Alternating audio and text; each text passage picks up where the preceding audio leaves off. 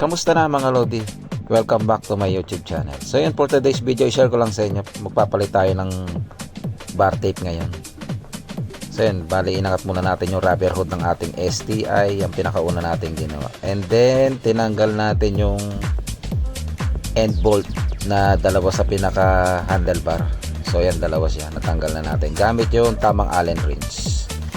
Sumunod naman, bali in-adjust muna natin yung rubber stopper para matanggal natin yung stock na tape para mampisa nating kalasin yung ating lumang bar tape. So yun, madali lang naman to mga Lodi, saglitan lang to. So ayan, natapos na natin yung bandang left side. So ito pala yung bar tape natin kakabit, made in Shopee. So may kamurahan lang naman siya, nasa 200 plus. Lalagay ko na lang sa screen. Ang isa pang kainaman dito sa bar tape na ito mga Lodi, may sarili na siyang pandikit sa gitna. So hindi na siya maglulos-los habang iniikot nyo siya sa handlebar.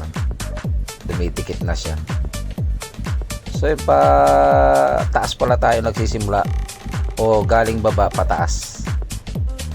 Ganyan naman tayo magkabit ng bar tape o magpalit. Going to up, start to down. So yun, ayan na, tinape na natin yung pinaka end ng bar tape nya.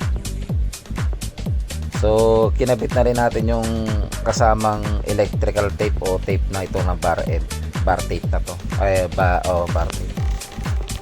So tapos kinabit na natin yung rubber stopper.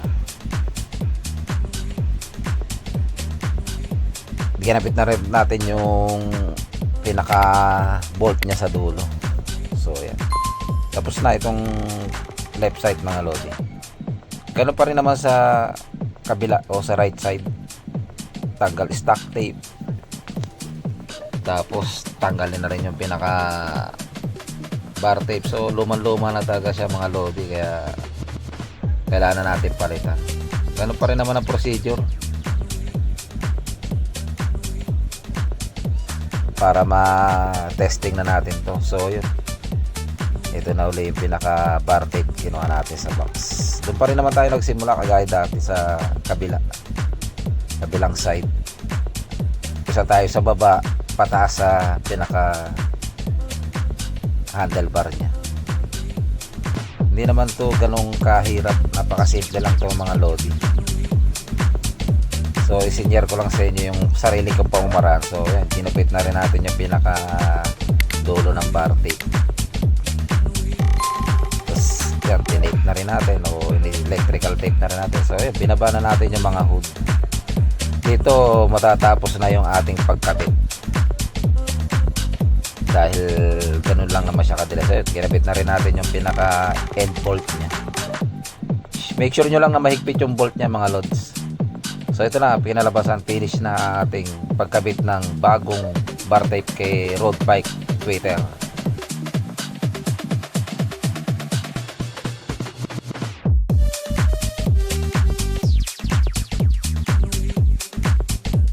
So yun mga Lodi, hanggang dito na lang ating pagkabit ng bar tape sa ating road bike na si Tweeter.